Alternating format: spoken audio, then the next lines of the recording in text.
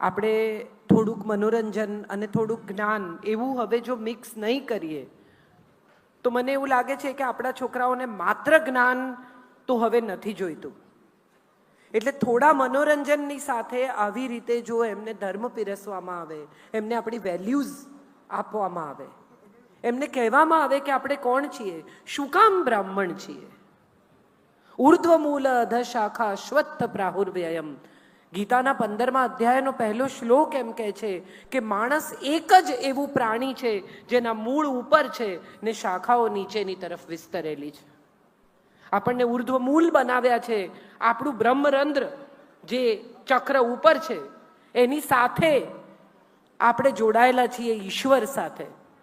અને આ બ્રહ્મરંધ્ર જેનું જાગૃત છે, જે સતત પોતાના બ્રહ્મરંધ્રથી, પોતાના મનથી, પોતાના મગજથી ઈશ્વર સાથે જોડાયેલા છે, એ બ્રાહ્મણ છે. એ વાત જો આપણે આપણા સંતાનોને સમજાવી શકીએ તો હું માનું છું હવે આવનારા સમયમાં બહુ જરૂરી છે. જનોઈ શું કામ પહેરવાની, તિલક શું કામ કરવાનું, શું કામ બે ભ્રમરની વચ્ચે સ્ત્રી ચાંદલો કરે. આ બધું હવે એમ કે કાણા પાડીને બધી જગ્યાએ દાગીના પહેરાવી દીધા, સ્ત્રીને આમ કરી દીધું, સ્ત્રીને તેમ કરી દીધું. વિચારીએ તો સમજાય કે સ્ત્રીનો શૃંગાર જ સ્ત્રીનું અસ્તિત્વ છે. આપણને આમ સહેજ સ્ત્રી જેવો પુરુષ ગમે છે? હા કે ના? તો પુરુષ જેવી સ્ત્રી ગમશે? ઈશ્વરે બંનેને કેટલા સુંદર બનાવ્યા છે.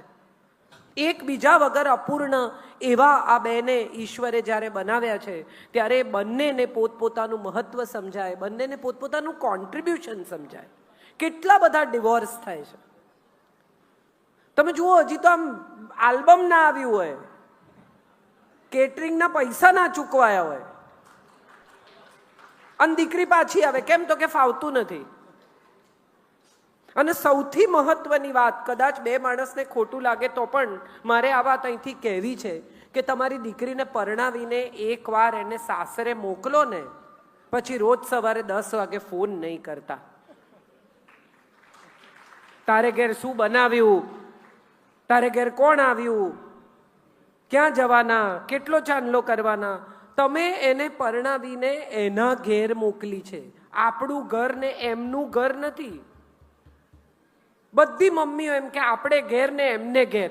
એમને ઘેર નહીં, તારે ઘેર. આ આપણે શીખવતા નથી. માટે હું માનું છું આવનારા દિવસોમાં બહુ મોટી સમસ્યા મેરેજ ઇન્સ્ટિટ્યુશન પર આવવાની છે.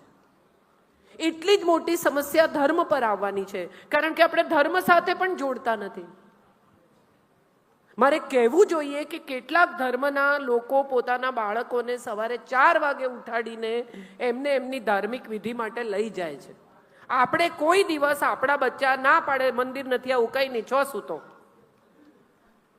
કદી એવું કહ્યું કે ઉઠ ચલ, સમય છે આ બ્રાહ્મ મુહૂર્તનો, ઈશ્વરને યાદ કરીએ, ઘરમાં પૂજા કરીએ, ઘરમાં યજ્ઞ કરીએ, ઈશ્વરનું નામ લઈએ. કયા ઈશ્વરને આપણે કેમ ભજીએ છીએ? મહાદેવ કેમ કહેવાય છે? આવા કોઈ પણ પ્રકારના જ્ઞાનમાં આપણે આપણા સંતાનોને ધ્યાન આપતા નથી. પિનોકિયોને સિન્ડ્રેલાની વાર્તાઓ કહીએ છીએ, પણ આપણે દશાવતારની વાર્તા કહેતા નથી. આપણે રાઇમ શીખવાડીએ, ટ્વિંકલ ટ્વિંકલ લિટલ સ્ટાર, પણ આપણે કોઈ દિવસ શ્લોક શીખવતા નથી.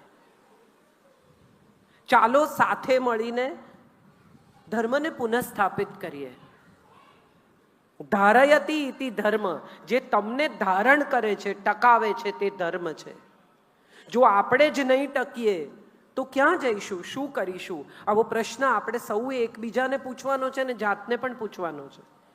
આપણને જેણે ટકાવ્યા છે, આપણા અસ્તિત્વની જે ઓળખ છે, આપણા હોવાની જે ઓળખ છે, એને જ આપણે ભૂલી રહ્યા છીએ. જ્ઞાતિ જાતિમાં નહીં માનવાનું. મારા એક અંકલ છે, બહુ ઇન્ટરેસ્ટિંગ છે. એ આંતરજ્ઞાતીય લગ્ન વિશે બહુ સરસ વાત કહે છે. માનવી ન માનવી તમારા પર છે, પણ મને બહુ ગમી આ વાત, એટલે તમારી સાથે શેર કરું છું. એ એમ કહે છે કે કાગડો કોઈ દિવસ પોપટને પરણે છે? હા કે ના? મોર કોઈ દિવસ હંસ જોડે લગ્ન કરે છે? સિંહ કોઈ દિવસ હરણને પરણે છે? પ્રાણીને પણ ખબર છે કે પોતાના જેવાની સાથે જ ગોઠવાઈ શકાય, તો માણસને કેમ નથી સમજાતું? એ સવાલ તમારા સંતાનોને તમારે સમજાવવાનો છે. એ સંસ્કાર, એ ઉછેર, એ જે રીતે તમારું બાળક મોટું થયું છે, તમારા ઘરમાં જે ભોજન પ્રથા છે, તમારા ઘરમાં જે પ્રકારનો ઉછેર છે, તમારા ઘરમાં જે પ્રકારનું જ્ઞાન છે, એ તમારા બાળકને તમે સમજાવો કે આંતરજ્ઞાતીય લગ્ન કરવાથી થોડો વખત લાગશે કે બહુ મોટી બહાદુરી કરી નાખી, બહુ બધું કરી નાખ્યું, પણ આગળ જતા સમજાશે કે સમસ્યા કેટલી મોટી છે. લવ જેહાદ આપણી દીકરીઓને કહેવી જ જોઈએ. અહીંથી એ વાત માટે કહું છું કે આપણી દીકરીઓને આપણા હૃદય સાથે લગાવીને રાખો. પિતા એનો મિત્ર હોવો જોઈએ. એના મિત્રો કોણ છે એની તમને ખબર હોવી જોઈએ. તમારી દીકરી તમારાથી ડરશે તો તમને નહીં કહે કે કોને મળે છે, ક્યાં જાય છે. ઘરમાં સંવાદનું નિર્માણ થાય. આપણા બાળકો આપણી સાથે વાત કરતા થાય, આપણા બાળકો આપણી સાથે શેર કરતા થાય. હું માનું છું આ બહુ જરૂરી છે. બ્રહ્મ તેજ જેનામાં છે એ બ્રાહ્મણ છે. જે બ્રહ્માના પુત્રો છે તે બ્રાહ્મણ છે. જે જ્ઞાન વહેંચે છે જગતમાં એ બ્રાહ્મણ છે. વિદ્યા આપવી અને લેવી એ જેનો વ્યવસાય છે એ બ્રાહ્મણ છે. આ બધું આપણે ભૂલી ગયા છીએ. આપણું ભોજન પ્રથા, આપણી જીવન પ્રથા, આપણી જીવન શૈલી. હું માનું છું આ યજ્ઞેશભાઈએ જે ઉપક્રમ કર્યો છે એ આપણને સૌને ફરી એકવાર યાદ કરાવશે કે આપણે શું કરવાનું છે, આપણે કેમ જીવવાનું છે, આપણી જીવન શૈલી શું છે, આપણી પ્રથા શું છે. તમે વિચાર કરો, પરશુરામનું ચિત્ર મેં બહાર જોયું. આપણે વિચારીએ તો સમજાય કે શસ્ત્ર પણ ધારણ કરતા હતા. દ્રોણ પણ શસ્ત્ર ધારણ કરતા હતા. શાસ્ત્ર, શસ્ત્ર, તમામ વિદ્યાઓ જેને આવડતી હતી એ બ્રાહ્મણ હતા. રાજકુમારોને જે ભણાવતા હતા એ બ્રાહ્મણ હતા. કૃષ્ણ જેને પગે લાગે છે એ સાંદીપની ઋષિ છે, એ બ્રાહ્મણ છે. આપણે વિચારીએ તો આપણને સમજાય કે ઈશ્વર જેને નમે છે એ વશિષ્ઠ છે, જે રામ જેને નમે છે એ પણ બ્રાહ્મણ છે. તો આપણા તમામ ગુરુઓ, ઋષિઓને એકવાર ફરી યાદ કરીએ, જ્ઞાનની આપણી પરંપરામાં પાછા ફરીએ. કૃષ્ણ જ્યારે સાંદીપનીને ત્યાંથી ગ્રેજ્યુએટ થાય છે અને નીકળે છે, ત્યારે સાંદીપનીને પૂછે છે કે હું તમને શું દક્ષિણા આપું? અને સાંદીપની ત્યારે એને કહે છે કે તમે મને શું દક્ષિણા આપશો? 64 વિદ્યાના જાણકાર તમે, ઈશ્વર, તમે મારી પાસે આવ્યા, રહ્યા, ભણ્યા, એ જ મારે માટે મોટી વાત છે. હું શું માગું તમારી પાસે? છતાં કૃષ્ણ ઇન્સિસ્ટ કરે છે કે ના, કંઈ આપ્યા વગર તો મને વિદ્યા ચઢે નહીં, ગુરુદક્ષિણા તો મારે આપવી જોઈએ. અને ત્યારે સાંદીપની ઋષિના પત્ની કહે છે કે મારા દીકરાને સાંદીપનને પંચજન્ય રાક્ષસ ઉઠાવી ગયો છે, એને લઈ આવ જા કૃષ્ણ. કૃષ્ણ જાય છે, પંચજન્ય સાથે યુદ્ધ કરે છે પાતાળમાં.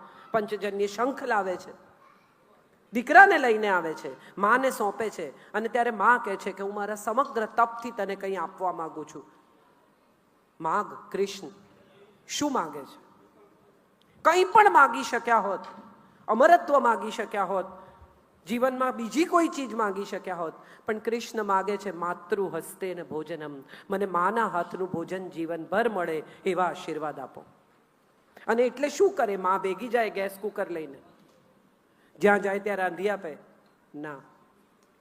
જે સ્ત્રી જમાડે એ માં થઈને જમાડે. જે પૂજા કરે એ માં થઈને તારી પૂજા કરે. જે તને લાડ કરે એ માં થઈને તને લાડ કરે.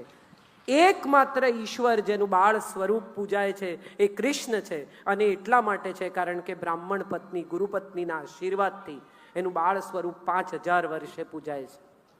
તમે વિચારો તો સમજાય કે ગુરુપત્નીના આશીર્વાદમાં કેટલી તાકાત છે. બધા ગણપતિ લાવે, ગણપતિની પૂજા કરે, ગણપતિને પધરાવી આવે, પણ એ કેમ કરે છે એ કોઈને ખબર છે? આપણે કોઈ દિવસ આપણા સંતાનને આ કથા કહી કે ગણપતિ કેમ લાવવાના, એ કથા શું છે? મહાભારત લખવા માટે આમંત્રિત કરે છે ગણપતિને. ગરમી બહુ છે, એ તો સ્વર્ગમાંથી આવ્યા છે. અને બેસીને લખવાનું, ગુફામાં બેસીને લખવાનું, એટલે માટીનો લેપ કરે છે, ઠંડી માટી. અને માટી ધીમે ધીમે સુકાઈને શરીર પર કડક થઈ ગઈ છે.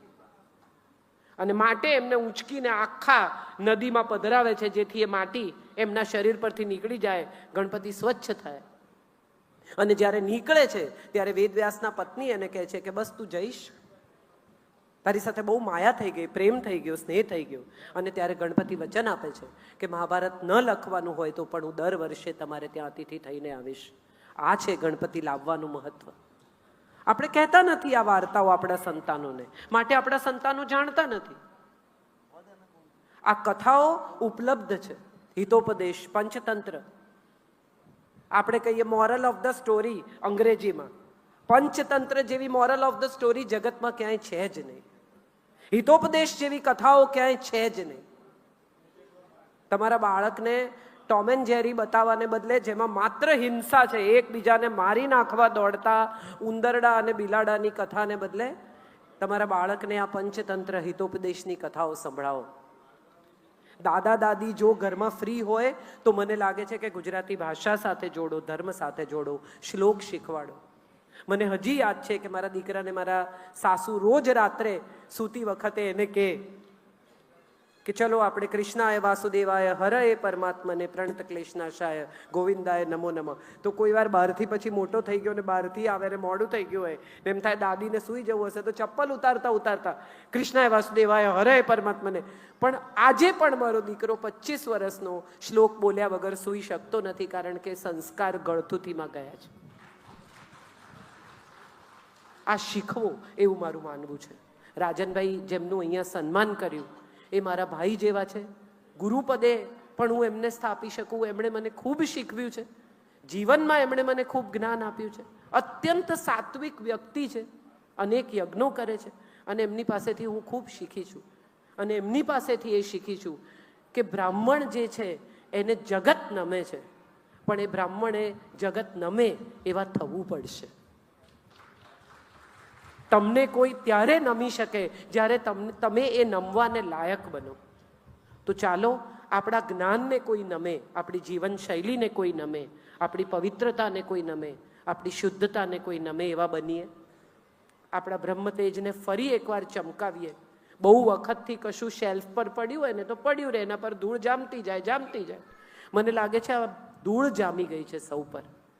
આવા કાર્યક્રમો શેલ્ફ પર પડેલા આપણા બ્રહ્મતેજને ચમકાવવાનું કામ કરે છે.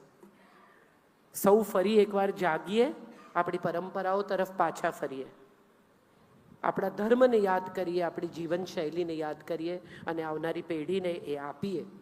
તો આવા કાર્યક્રમો સાર્થક થશે. બાકી બધા ભેગા થશે, ખાસે પીસે, ગીતો સાંભળશે ને ઘેર જશે. યજ્ઞેશભાઈની મહેનત માથે પડશે. તો મને લાગે છે થોડું જવાબદારી લઈએ સૌ. એક બહુ સરસ વાત છે, ઈચ વન ટીચ વન. એક જણ જો એક જણને પણ જ્ઞાન આપશે તો હું માનું છું આ જ્ઞાનનો વિસ્તાર બહુ સરસ રીતે થશે. ચાલો સાથે મળીને ફરી એકવાર દીવો પ્રગટાવીએ.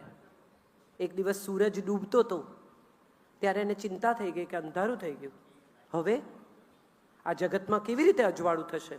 એણે સૌને પૂછ્યું કે તમે કરશો. એક નાનકડા દીવાએ હાથ ઊંચો કર્યો ને એમ કહ્યું કે એક ઘરનું અંધારું દૂર કરવાની જવાબદારી હું લઉં છું. મારાથી તારા જેટલું નહીં થાય, પણ હું એક ઘરનું અંધારું દૂર કરવાની જવાબદારી લઉં છું. તો મને લાગે છે આપણે પણ એક ઘરનું અંધારું દૂર કરીએ, આપણા ઘરનું અંધારું દૂર કરીએ. Thank you so much. આપ સૌનો આભાર. મને અહીં આમંત્રિત કરી, અહીં ઊભી રહેવાને લાયક ગણી એ માટે બહુ જ આભારી છું. હું પણ કોશિશ કરીશ કે મારા જીવનને વધુ વિશુદ્ધ બનાવું, વધુ સાચું, વધુ પ્રામાણિક જીવવાનો પ્રયત્ન કરું. Thank you so much. આપ સૌને મારા પ્રણામ. અહીં પધારેલા સૌ ભૂદેવોને 2 હાથ જોડીને નતમસ્તક પ્રણામ કરું છું. અરુણ અમારો મિત્ર, અરુણ રાજગુરુ પણ અહીંયા છે, બંકિમભાઈ અહીંયા છે, બાકીના સૌ અહીંયા છે. સૌને મારા પ્રણામ. Thank you so much.